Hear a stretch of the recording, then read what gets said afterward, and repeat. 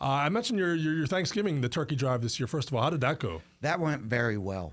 We had some great support from our donors this year, and that distribution we've held every year, and this year was a record high. We served basically 401 families. Oh, wow. So what those families get is they get a full frozen turkey and then all the groceries that they need to take home and have a meal at home. And we had families anywhere from size of 2 to families of 10 or more. Now, City Rescue Mission, talk about your location and the outreach you do, and who's available to take advantage of your programs. Yeah, City Rescue Mission, we're located in Newcastle, Pennsylvania. We are located, our men's shelter, right down on Croton Avenue. That's our men's shelter that we shelter roughly about 50 men a night. It also houses our recovery program that we shelter about 11 guys in that program. And that also has our food pantry that serves about 1,200 families a year. And then on the other side of town, we have our women's ministry. That's a 12-bed facility. It's a little bit smaller than our men's, but that serves women off the street with kids, and it also serves women in recovery. And those are important things, the shelter, the food pantry year-round, but especially this time of year with the temperature. It was 15 degrees when I drove into work this morning. We're getting down to a low of 9 coming up. So talk about the importance of these shelters. So, I mean, it's extremely dangerous. We don't want to see anybody outside. And actually, once it drops down to about 45 degrees, you can have health issues outside. So when it gets this cold, it's just too dangerous to be outside. So one of the things we enter into, it's called SWEP, which is Severe Weather Emergency Protocol. We've been in that since middle of November when it first dropped, and we'll be in that through March. And what that does is it opens up our overflow, where we can shelter another 10 men in our men's facility, and they can come in for the night, stay with us, and then they leave the next morning. And that's critical because it gets them in out of those elements. For our women's ministry, again, one of the things that we are in prayer for is we are looking into ways how we can expand that facility. There's only 12 beds and so much room in there. Newcastle's blessed to have another shelter called Arise. It's a domestic violence shelter in Newcastle, but they are always full and we're always full. So that's one of the things I'm asking our donors and that to be in prayer about, because as we enter these cold months, we want to be able to serve as many people as possible. Do you work with other agencies to locate people that require these kind of this housing? How does that work? How do you find out about a homeless person that might need this life-saving help? So there's a couple ways we find out. Biggest thing is it's all about collaboration. We can't do it alone, and no other agency can do it alone. So we have agencies like Lawrence County Community Action Partnership. They help us with housing. We have HSC and different health agencies that help us with mental health. Primary Health Network is a huge supporter of ours. They help us with some of the medical. But we also work very well with the City of Newcastle and the Newcastle Police Department to do street outreach. And what that is we're going out where individuals are at. So whether that's the police making us aware, or when we find somebody, or just somebody in the community calling saying, hey, I've noticed somebody down on this corner or under this bridge, we will send out our team, and between us and the police, we encourage them to come into shelter. You can't force anybody into shelter. Unfortunately, they have to make that first step. But one of those goals is, we're out there talking to them and stressing the importance because, this weather can be deadly. Mm-hmm. And we've seen that in the past in our community, and we see it across the country. This weather is not safe for people to be outside, and we need those connections to bring people in. Now, economic conditions being what they are, and budget cuts and things like that, are you seeing an increased need for this, or is it stabilized? Or we're seeing an increased need, and that's not a Lawrence County or Western Pennsylvania issue. If you look at the stats, unfortunately, HUD reported last January the largest increase in the history of homelessness in the United States. Wow. It was roughly about 16%. We're seeing those same type of increases, and our shelter has been full for basically the past 3 years nonstop. Wow. Even in the summer, we only have a couple beds open. So we're seeing in that increase. Some of that relates to coming out of COVID. Some of that relates to the inflation and just the cost of living. Another big issue is affordable housing in the United States is very limited. We haven't built new affordable housing since probably the 70s. So it's really hard to find those units that people can afford. Yeah, more and more we're hearing terms like food insecurity, job insecurity, and they say, many of us are just a couple paychecks away from being in a situation of scrambling for houses. So it is a very timely and necessary thing. I also want you to talk about the food bank and what that provides, and if someone out there, if they're able to help, what they can do. Yeah, so our food bank basically provides families with groceries. We try to give them enough for a week based off supplies. And then we come in, and we're more than just a food pantry. We focus on the faith-based component too. So we're talking to these families, and we see them every month, and it's a great thing when they don't show up and we call them and they say, we're doing better now. We don't need the services, and that's what we're there for, to help people back up. But those services, we need the donations of food because unlike some of these other agencies, we are strictly all on donations. We don't participate in any federal, state, or local tax funds. So it takes roughly about $2.25 million a year to operate the City Rescue Mission, and we've been able to do that, thanks to God, debt-free all these years, and we're financially stable. But we need those donations. We need those volunteers to come down and help us pack bags. And then anybody that needs those services can call the City Rescue Mission, and we set up an appointment where they can come in and get their groceries that they need. Now, for someone maybe wants to donate non-perishable food, or what do you recommend? The easiest way to do that is come down to our property right on Croton Avenue. It's 319 South Croton Avenue in Newcastle, between the hours of 9 and 4. On the side of our building is a donation center. You just hit the button and somebody will come out and help you unload your car. That's the easiest way. And then if you can't make it down there between those hours, you can come down after hours and take it straight into our men's ministry, which is right underneath the cross. Is it just a matter of food, or are there other products like toothpaste or shampoo or shaving products or anything like that? Yeah, we need it all. Since we shelter people, we do some hygiene drives for toothpaste, deodorant, body wash, stuff of that nature. This time of the year, we're always in need for things like gloves. We're in need for socks and stuff like that.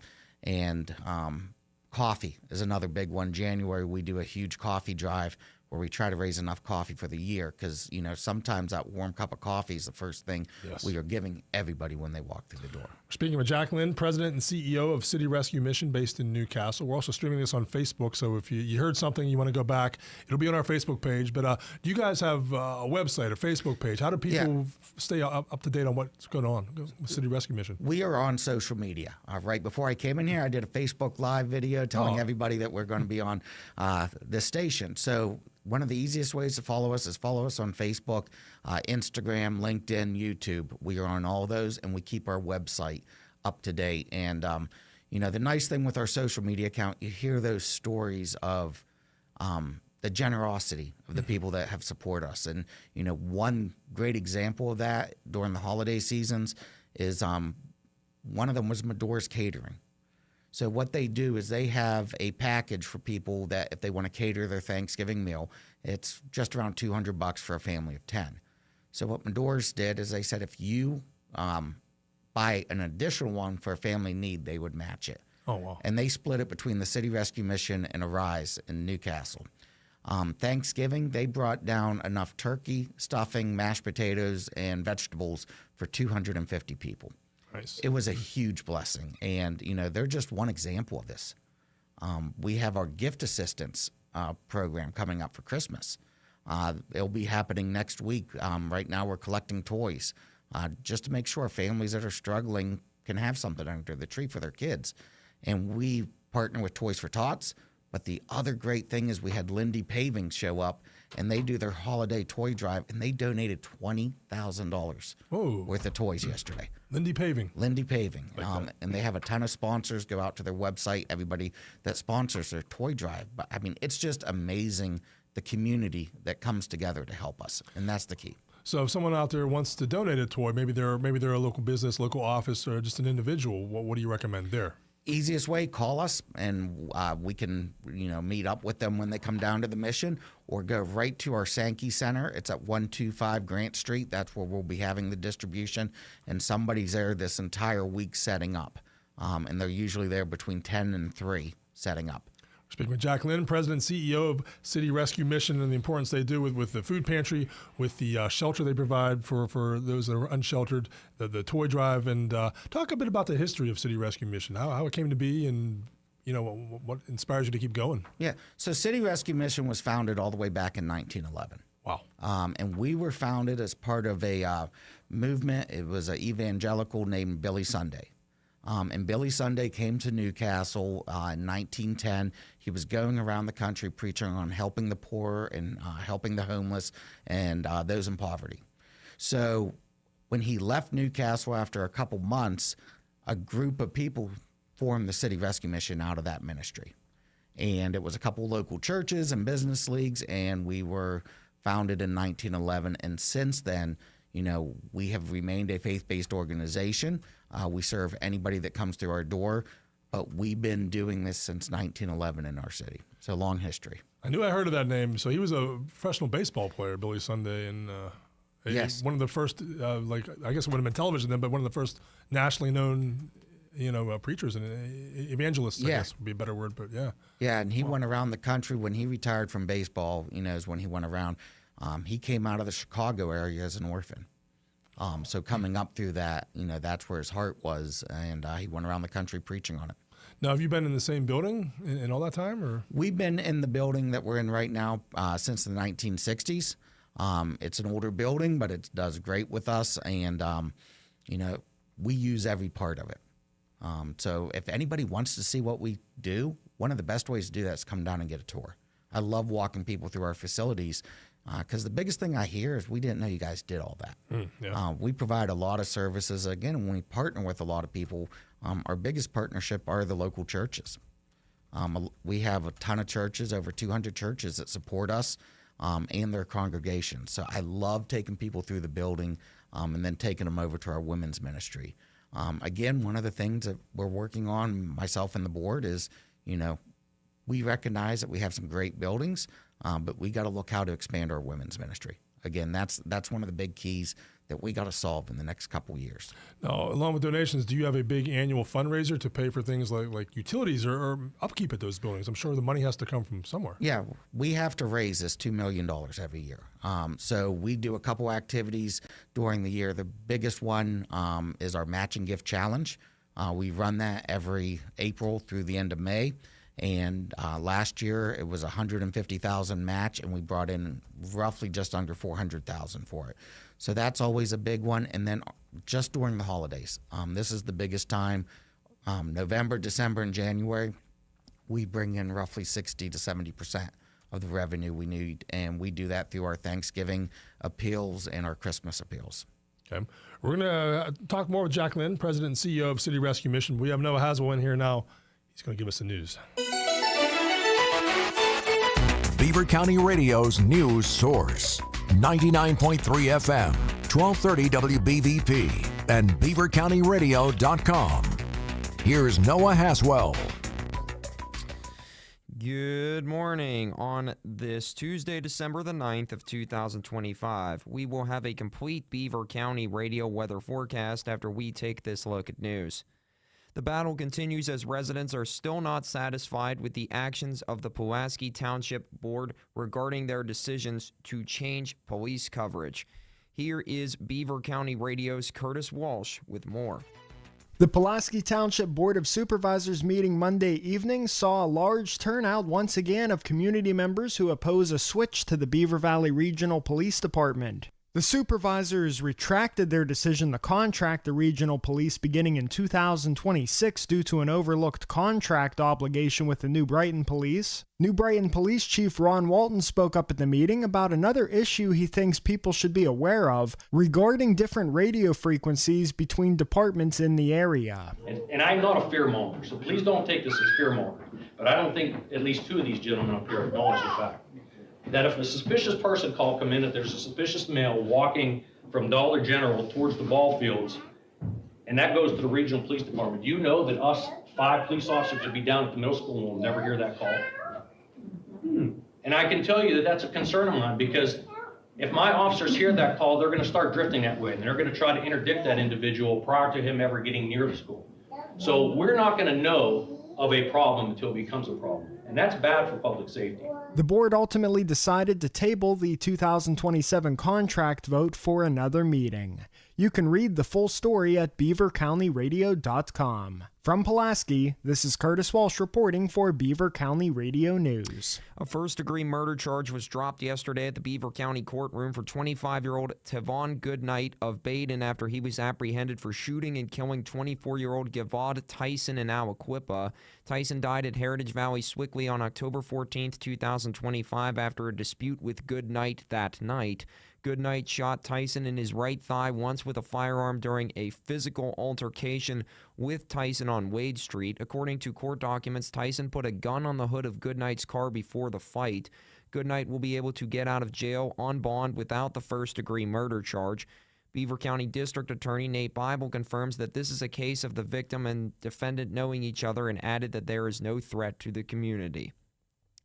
A black bear was spotted on camera yesterday in the borough of Monaca. According to a Facebook post yesterday from that borough, the bear was in the Stone Quarry in the Front Street area, and their borough manager, Dave Kramer, has contacted the Pennsylvania Game Commission. The bear was seen near bird feeders in a yard, and residents are advised to bring in bird feeders, remove any food from their vehicles, ensure garbage cans are both closed and secure, and most importantly, use caution if you are in the Monaca borough area. A winning Pennsylvania Lottery Cash 5 with Quick Cash ticket that was worth $350,000 was sold in Allegheny County for a Saturday drawing. It matched all 5 numbers drawn, 5, 12, 19, 21, and 22, and the ticket was purchased by an unidentified person at Wilson's Pharmacy located in Pittsburgh. That store will receive a $500 bonus for selling the winning ticket. And December 4th, 2025 was an emotional day for former Pittsburgh Steelers linebacker Ryan Shazier, who visited UC Medical Center in Cincinnati, Ohio that day, which marked 8 years to the day since he suffered a spinal cord injury on December 4th, 2017 during an NFL game against the Cincinnati Bengals. Shazier reunited with members of the multidisciplinary care team who treated him at UC Medical Center during his visit, and he also spent time with current patients who are going through spinal cord injuries to offer encouragement, insight, and support, drawing from his own journey of rehabilitation. Here's the Beaver County forecast. Mostly cloudy and breezy today with a chance of snow showers. We'll reach highs of 35 and lows of 32. And the gusty winds continue tomorrow, and we could see a rain and snow mix throughout the day and evening. Look for highs of 40 and lows of 23. I'm Lisa Marie with your Beaver County weather. On this Tuesday, December 9th of 2025 at 36 minutes after 9, we've got a temperature of 21 degrees currently in Beaver County. That's a look at the news for now. I'm Noah Haswell on 99.3 FM, AM 1230 WBVP, 95.7 FM, and 1460 AM WMBA. Also streaming live around the world at beavercountyradio.com. It's good to hear about Ryan Shazier. I haven't thought of him in a while, and I'll never forget that play when he suffered that spinal injury. We haven't heard his name in a while. Give a little round of applause to the people in Cincinnati. And they're the same, or that's the same place where DeMar Hamlin was given treatment. From The Buffalo Rocks? Bills. Interesting. And that's the same people in. I guess people in Cincinnati got a one-up on everybody when it comes to the medical field. That's life-saving work there and life-changing work. Thank you, Noah, very much. We're joined by Jack Lynn, President and CEO of City Rescue Mission based in Newcastle. They are 100% privately funded, no federal, state, or local tax funds accepted for this organization that does things like a gift assistance outreach, a Thanksgiving basket outreach. They have their severe weather emergency protocols and shelters, you mentioned, for both men and women, very vital this time of year, this cold weather. Jack, so what are some of the trends you're seeing as far as socioeconomic and the need for people to use these services? One of the trends that we're seeing is, we're seeing 10, 15 years ago, when we looked at the average age of those coming in and homelessness for shelter, you were looking at a majority of them being over the age of 60 to 65. Right now, we are still seeing that age group, but our largest age group is age 30 to 45. Interesting.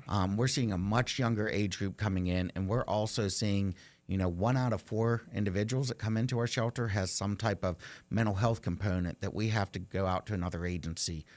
Again, because we are not a mental health facility. So again, going back to one of my prior comments on collaboration, that's where it's key.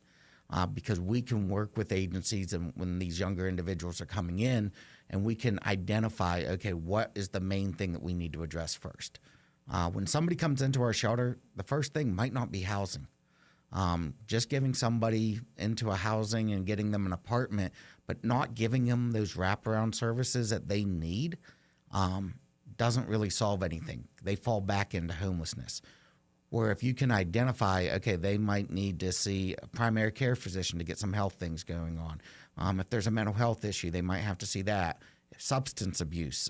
We have a recovery program, and there's other recovery programs in the city.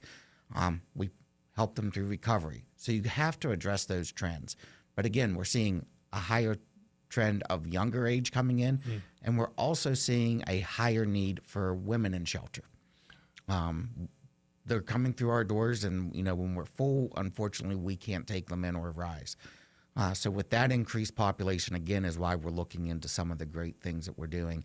And one of the other downsides is there was an executive order passed a couple months ago, going after encampments and forcing people into shelters or into mental health facilities. And there are some components of that that fall within the mission values, such as looking at treatment instead of just getting them into housing. But again, you need to work, and that's one thing I'm very grateful for, our local police and city is working with individuals and trying to encourage them in and telling them they have options. Because when you come alongside them, you see better results. And one great story that I love to share with people is we got a report of a family that was in the woods somewhere. They had 3 young kids under the age of 6, all of them. So we were attempting to locate them, different agencies, local law enforcement, and basically the police were able to locate them and told them, hey, look, you really need to get in off the streets. This isn't a good environment for kids and that. They went to different agencies. We got involved with, helping them out, getting some temporary shelter. But what's amazing of it is because of the age of the young kids, they were able to kind of move up the waiting list quicker. And within a week and a half, we were able to work with other agencies to get that family into some type of apartment and out of, living unsheltered in the woods. And that's what's key, everybody working together for that end goal. Because there has to be that follow-up, as you mentioned, for City Rescue Mission, and you guys uplift. But if someone's homeless, they have shelter there, but you need to find ways once they're out back, they don't go back to homelessness where they correct have a more stability with where they live and money they have. Yeah, we don't want to be a revolving door. Right. We want to be able to help them, come alongside them, and guide them into their, it's a transformation process. Seeing them have a transformed life where they can get into, stable apartments, a stable job, and just a stable living environment. Now, the staff members at City Rescue Mission, what can you tell us about them as far as the training and then the experience they have? And I am very blessed with a great staff. A lot of the people that work for us that serve as caseworkers are also pastors. So when individuals come in, they are trained, they know who to line them up with first. And the first thing they do when they come into the shelter is they meet with one of these caseworkers. And we go down, how long have you been in homelessness? Is there any mental health, substance abuse that we need to address? And they kind of go down that checklist to come up with a plan. And, we're trained by different organizations. We're accredited through, it's called Citygate Network, which is a professional network for gospel rescue missions across the United States. And that's where we get our training and our accreditation. But they are a great staff. They go above and beyond. We're local missionaries, serving our community. And going back to a couple of those trends you mentioned where you're seeing more women and children, you're seeing people younger in their 30s and 40s. And any factors, or what would you attribute that to? A lot of it, again, goes down to the affordable housing. That is one of the biggest challenges we face, is finding units that people can afford. Some apartments that you find even in Newcastle and Beaver County and even up in Mercer County, some of the rent for that a month is up to $1,000. the people we serve can't afford $1,000. They need those programs through Lawrence County Community Action Partnership, and they need landlords that partner with them for that type of funding to offset those costs. That's probably the biggest need. The other need is we got a lot of great health agencies, mental health agencies in the city and in the county. It's getting our people access to them and getting them over some of the barriers to get them in. We face a lot of people that have Medicaid or are uninsured, and we got to make sure we connect them into those areas. And sometimes there's a waiting list and different barriers. You mentioned you like when people see your facility and you're even willing to do tours. I'm trying to picture where Croton, and I've been through Newcastle many times. My parents lived in Newcastle for 12 years. But what part of town is that, if you can help our Beaver County people? We are right over the Neshannock Creek. Okay. From the downtown area. We're kind of off to the side there by where the old Troutman's building used to be. Currently, right above us is the bridge that goes into the downtown area that they're replacing. Okay. We're right below that bridge. Okay. And again, stop down for a tour, but another great way to learn more about us is go out to our YouTube page. We just did a great event called Conversations on a Bench. And it was a long event. I sat on a bench outside the mission for 24 hours on October 8th to October 9th, which is National Homeless Day. And it was a great opportunity just to answer questions. So you could come down anytime during that 24 hours and ask me anything. And the whole thing's live streamed on our YouTube channel. We saved the interviews. And it's a great way to hear stories of people that we served and, how well they're doing now. It's a great way to hear from different agencies and local political figures on how we work with them. And it's just an overview of everything the mission does. But what's even better about that is people think of homelessness and they just see numbers. And behind every number is a person. And there's a story. And that's what this conversation on the bench, that was the main goal of it. And there were 70 missions that did it during the same 24 hours that day to show people, yes, there are homeless out there, but it's not just a number. There's people and stories behind them. Each one's unique. Each one has a different situation.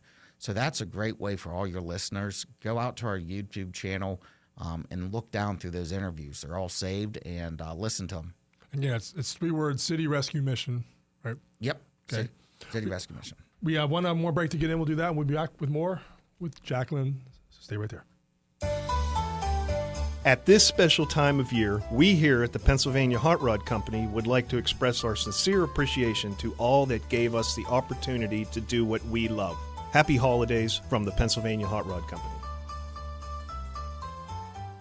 Looking for a fun, flexible job opportunity? McDonald's has it. Full and part-time positions available. Get premium pay for those premium hours of opening or closing, plus insurance, 401k, tuition assistance, and more. Choose to work anywhere from 3 to 8 hours. Apply now at mchire.com.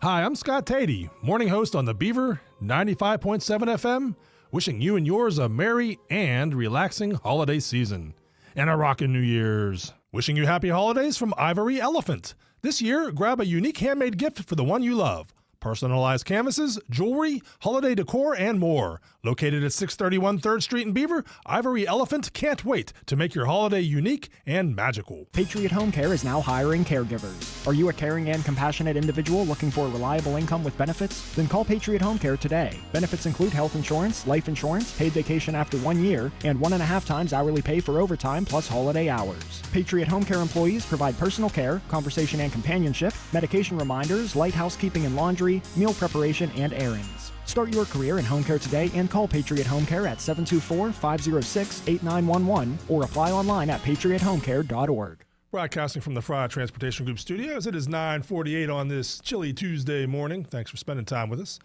I'm joined in studio by Jack Lynn. He is the president and CEO of City Rescue Mission, an organization based in Newcastle that does a lot of important work. They have the Thanksgiving basket outreach where they feed families in need in the Thanksgiving season. They have the severe weather emergency protocol, a homeless shelter for men and for women, families during these cold months. They have a street outreach, and there's a food pantry as well, working with younger populations and older populations, anyone in the Newcastle area in need. So it's City Rescue Mission. Jack was talking about his YouTube page. You can go there to learn more. go to their website, follow them on social media. And Jack, let's kind of rehash some of these things one more time. If someone's out there listening thinking, man, I want to help. I want to be able to do some good and help someone who's maybe homeless or someone who's has food insecurity. Well, what are some of the ways you recommend with City Rescue Mission? So the biggest way I recommend is come volunteer with us. Gospel Rescue Missions, we need volunteers. Limited budget, we need those people to come in. So go out to our website at cityrescuemission.org, and when you're on there, there's a place on how to volunteer. You fill out a form, leave your contact information, but more importantly, it says, what are you willing to volunteer with?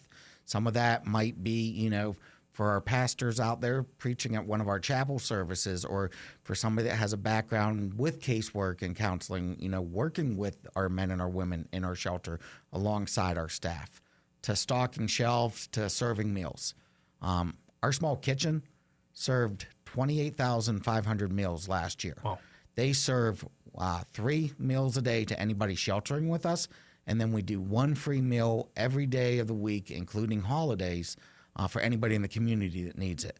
So we need help in our kitchen. Thanksgiving's a special time for us because volunteers come down that day and serve with us on Thanksgiving. It's kind of like the Macy's Day Parade. We have people calling in June to get on that list. So we need the volunteers. Another way you can help is volunteer by letting people know what we do. We call them church ambassadors. It's a great service, but basically you stay involved with the mission. We tell you what's going on, what current drive we are doing, like if we're doing our back to school bash or getting kids school supplies and backpacks. And then you go out to your church and other organizations and say, hey, here's what the City Rescue's doing. So we have a lot of ways to get involved, and I urge you, it's hard work, but it's very, very rewarding work to do. And the food pantry, what are some particular items maybe people can donate, and how do they do that donation? So a lot of canned goods, any of your staple products that you buy in the grocery store. So, one of the examples I give is when you're picking up food for your family, pick up an extra can of green beans, an extra can of peas or whatever it may be, and bring that down to the mission. Even 1 to 2 cans makes a huge difference. So that's the easiest way. When you're out shopping, just put a couple extra items in that buggy and bring them down to the mission. And again, the address is 319 South Croton Avenue, Newcastle, PA. Okay. And we accept those donations. Easiest time to bring them to us is Monday through Friday, 9 to 4 o'clock. Because I think this time of year, it really does hit people to be blessed for what they have and to feel that, and also to want to give back and do something they to help those who aren't as fortunate at the moment. So do you find that Christmas time that generosity kind of rises and the feel good, the people want to do something to help? We do, and we see a lot of it daily, and that's probably the most rewarding part of my job. Perfect example, we have kids coming in from one of the local schools during our chapel service. They'll be singing to our guests, and that's very uplifting because we need that generosity. We need that support because Christmas can be a very sad and depressing time for somebody in homelessness. They're not with their family. They're at the shelter, and even though we have all the Christmas decorations up and we have people buying gifts for them, it's not the same as being in your home. So it's a very hard time for those that we face. And, that's another way to get involved. We have a list out there on our website of gifts we need for our men that we shelter and our guests that are in our recovery program. So again, go out to our website and see that, because that generosity we need to lift people's spirits up. And you mentioned one example, but you've heard stories of how this has helped from someone who went through the program and they've come back and talked to you. Are there any other heartwarming examples of that you might kind of illustrate the program? Or Oh, there's a ton. One of the ones, again, go out to our YouTube channel. His name's Joe Reese. I spent maybe 30 minutes talking to him. He is somebody that in the early 2000s came through our program, and now he has a successful business over in Canfield. He has a great family, and he came on air. That's why I'm comfortable saying his name now. But he came on our YouTube channel and gave his whole testimony on how the mission helped him. The other thing I love about the mission is we have individuals that graduated the program, moved on, that have now come back to work. So now when you talk to somebody, say, oh, this person helped me when I was in homelessness. And it's amazing. You can see that it kind of repeats itself. They credit a staff, and they credit a staff who's been there a little bit longer. And it really helps working with the population we serve, because now you have somebody who's been in their shoes 10 years ago, and they see, oh, there is hope. I can get out of homelessness. I can have, a house and a stable life. So I think that's underreported. People forget about these people. They can be helped, and they are often. And there's a ripple effect of that, where they're more likely to help someone who's down at the moment. So, society as a whole benefits. Oh, they do. And that was the whole point of that Conversations on the Bench. And we'll be doing that again this year on National Homeless Day in October. It just really points out that, people are helping each other. And even if they were in those shoes, there are some amazing success stories.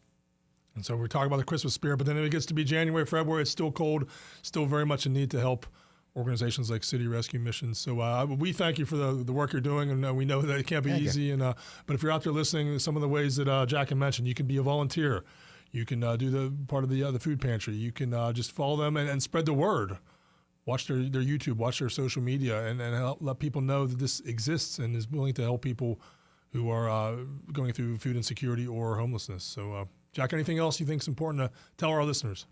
Listen, as we're a faith-based organization, so as God calls us, we're here to love others. And that's what we do every day at the City Rescue Mission. We just try to have love for those who come through our doors, serve them with compassion, give them whatever mercy and grace that they need. And we rely on that based off of our faith. That's how God treats us. So again, I appreciate you inviting me down. Love telling people what the mission does. And if anybody has any questions, go out to the website, give me a call. I'd love to show everybody what we do. I got to watch that 24-hour you on a bed. How did you stay awake for 24 hours? It was really hard. I got maybe 20 minutes of sleep. I think in total, I was up 33 hours straight. Ooh. And I mean, even in my college days, I don't think I ever stayed up that late just studying for exams. But one of the things I was very blessed with is when I left there was an excitement. I mean, it was a great event and things went well. And the other huge blessing from God is I coach on a couple softball teams out at Shenango. I'm on their junior high coaching.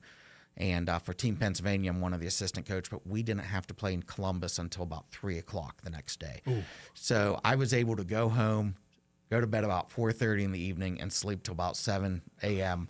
And that was a huge blessing. Yeah, well, I'm sure worth it. It helps spread publicity and let people know about this great program. Yeah, it was a great event, and check it out next year. All right, Jack, well, stay in touch with us. Let us know as the year goes on, 2026. Come back sometime, and we'll talk again about things you guys got going on. Definitely will. Thanks for having me. All right, glad to do it. Yep, Merry Christmas. And if you missed any of this, like I said, we're streaming on our Facebook page, so if you heard Jack say something like, I want to circle back to that, just go online, go to our Facebook, WBVP, WMBA. You can play back the interview. There's closed captioning. There's you'll hear the words on your computer or on your cell phone, so we thank you for listening. Hungry? Then get to Hangry Mike's. Yes, Hangry Mike's, the Rochester restaurant where every meal is crafted from scratch, sourced from